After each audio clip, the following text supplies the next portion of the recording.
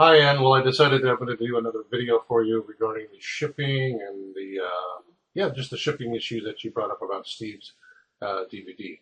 So I made a couple adjustments, but I want to show you how this goes in case there's any other questions in the future on how this all works. So I'm on your website right now, as you see on the screen. I'm on your online store, and I'm going to go ahead and scroll down. So here's all the programs. I'm on the DVD and the video section. So here they all are. And what I'm going to do is do exactly what Steve did. And I'm going to go down to the level 4 here. He got the level 4 DVD version. And there it is. So that shows the one quantity in there, and that's what he purchased and what most people will purchase. Of course, there's the trailer and all of that. So I'm going to go ahead and add to the bag. And this is all stuff that you know. So there it is. And I can continue to shop. I can go and get your CD if I wanted to, and do that, come back to this, come back to my cart, just like a normal shopping cart. I'm going to go ahead and check out, though, instead. And here we are. So this is what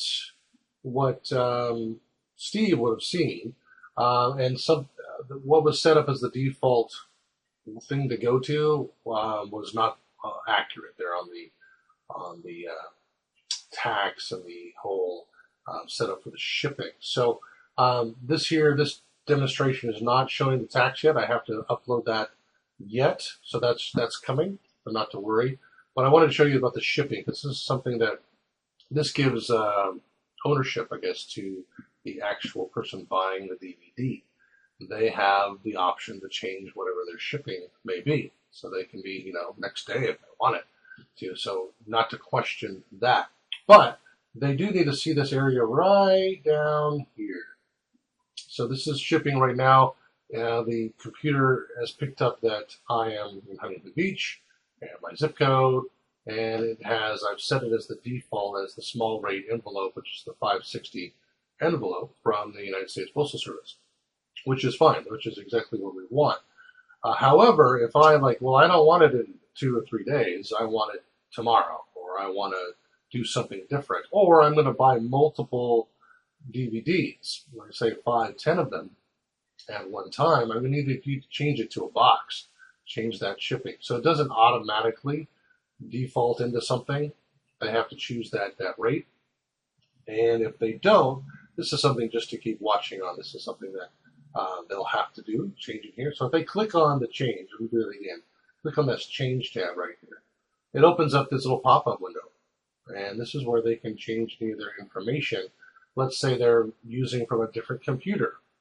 And the computer is tracking that it's in San Diego and they want it shipped to Minnesota. Well, this is where they would go in to change all of that, change the state and change the city, etc. Obviously change the country too.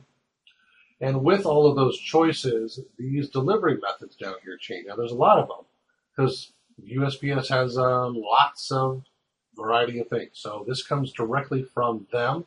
I have no control over the amount of things that are in that. They show all of their items. Once you log into the USPS, it's what they give you. So what I made it default as the 560 normal, priority mail envelope, which is fine for most of your purchases. It's going to be perfectly fine.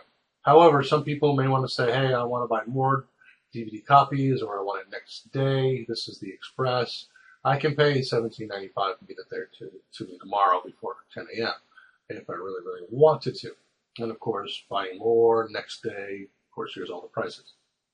All they have to do is come and do the checkbox and the check radio button here, and I'll just keep it selected at the 560 and make all those changes, or maybe they don't make a change, and click the OK button.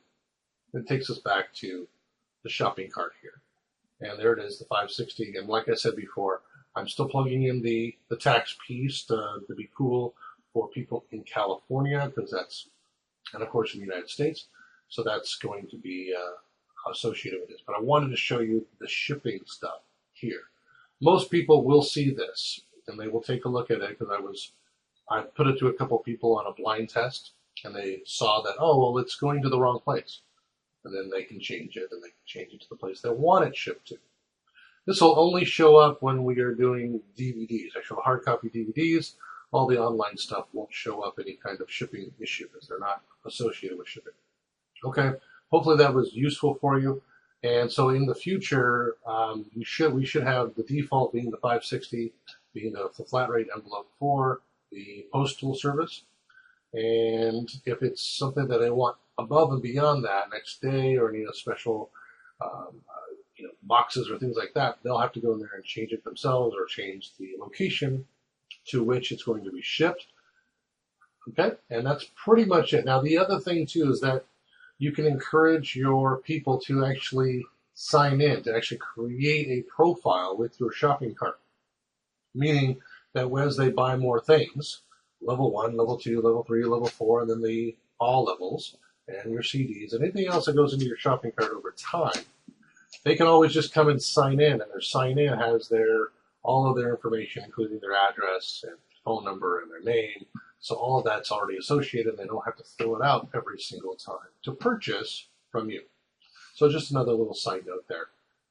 I have my stuff pops in here because I have cookies enabled on my browser, and so most people will have that as well, and they'll see at least their city and state, and of course their zip code there. But if I did sign in, then you'd start seeing, my name and the actual address that it was going to from a shipping standpoint. And I can always change that at any time. Any of your customers can do that. And that's on them. That's on them. That's not something you have to manage. You could. You have access to all of that in your shopping cart system from that last tutorial.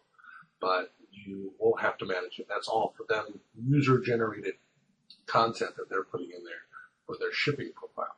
All right. Again, hopefully this was useful, and let me know if you have any other questions here. And like I said, the tax will be associated momentarily.